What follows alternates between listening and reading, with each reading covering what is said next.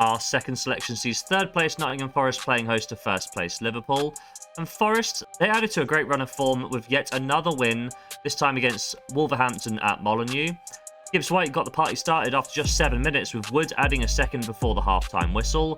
Taiwo Awoniyi then killed off the game with goal number 3, with 3-0 the final score to Forest. In terms of form, that does mean it's 6 wins in a row for Nottingham Forest, and that's propelled Nuno Espirito Santo's side all the way up to third place in the division.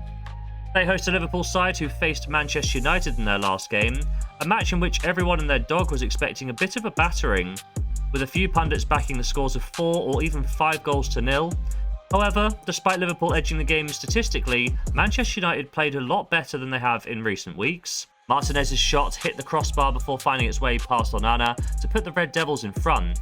This lead would only last 7 minutes before Gakpo levelled the scores, and then Mo Salah put Liverpool ahead from the penalty spot, before Diallo tied up the game right at the end, with the scores finishing 2-2.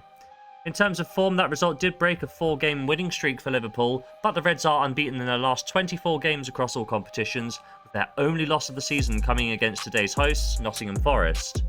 In terms of the head-to-head record, last match took place in mid-September at Anfield, and despite Liverpool holding nearly 70% of the ball and taking 3 times the amount of shots of their visitors, the match was settled by a single goal scored by Callum Hudson-Odoi in the 72nd minute against a run of play, with Forest picking up a massive 3 points to really show their intent for this season.